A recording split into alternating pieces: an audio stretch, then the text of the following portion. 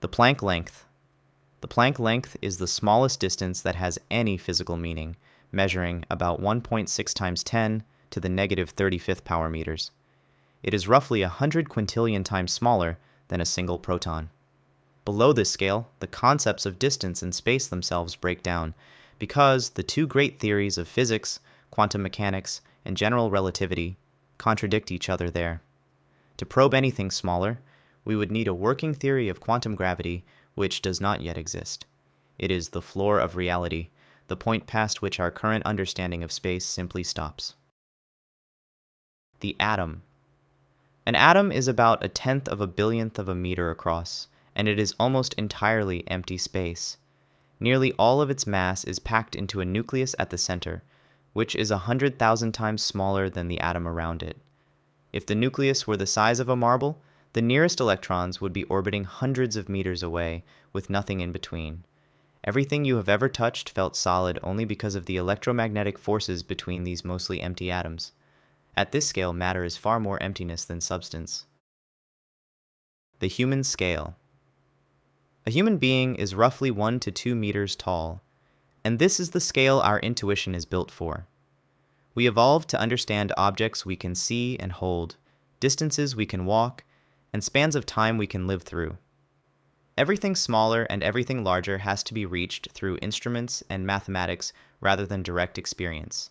On a logarithmic scale of sizes, from the Planck length up to the entire cosmos, humans sit far closer to the middle than to either extreme.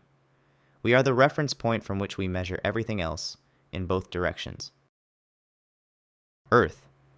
Earth is about 12,700 kilometers across, large enough that its surface curves away from us in every direction, and its gravity holds a breathable atmosphere against the vacuum of space.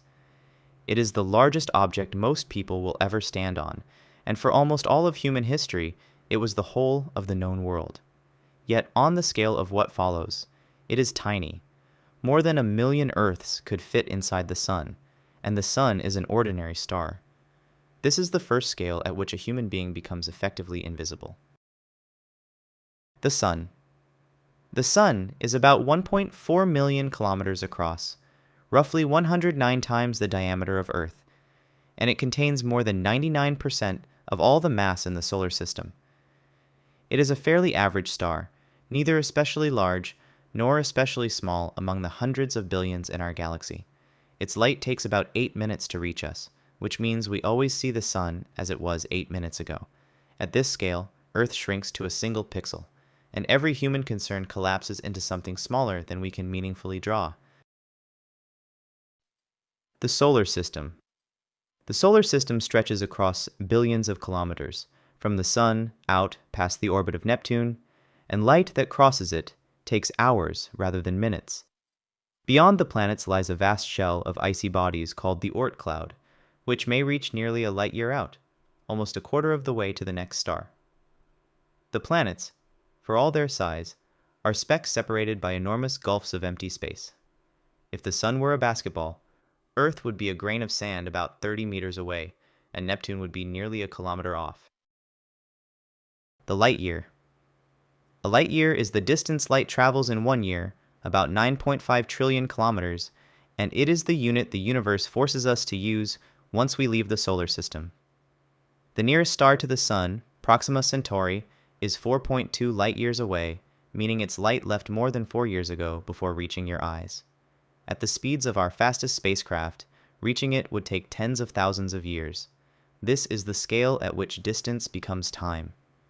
To look outward is to look into the past, and the farther you look, the deeper into history you see. The Milky Way.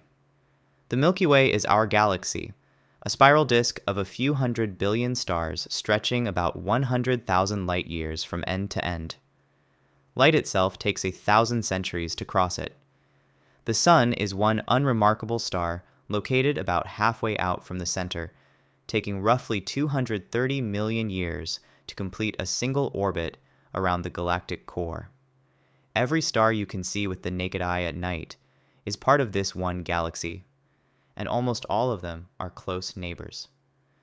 The galaxy is so large that its true shape can only be inferred, never seen from outside.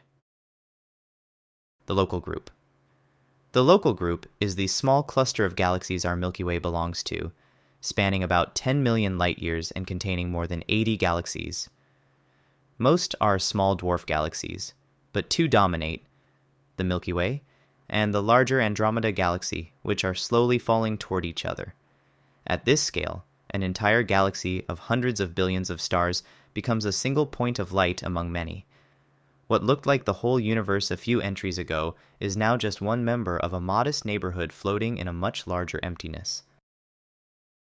The galaxy cluster. A galaxy cluster is a collection of hundreds or thousands of galaxies bound together by gravity, spanning tens of millions of light-years. Our local group sits on the outskirts of the Virgo cluster, which contains well over 1,000 galaxies. These clusters are the largest structures in the universe, held together by their own gravity against the expansion of space. The hot gas between their galaxies can reach millions of degrees and outweighs all the stars combined. At this scale, individual galaxies become mere dots, swarming like a cloud of insects around a common center of mass. The supercluster. A supercluster is a vast grouping of galaxy clusters, and our own, called Laniakea, spans about 520 million light-years and contains the mass of 100,000 galaxies. It was mapped only in 2014 by tracing how galaxies flow through space toward a common gravitational basin. Laniakea is not held together the way a single cluster is. The expansion of the universe is slowly pulling it apart, even as gravity draws its contents inward. At this scale, the Milky Way is a single invisible mote, and the entire local group is lost somewhere along one thin strand. The cosmic web. On the largest scale of structure, galaxies are not scattered randomly.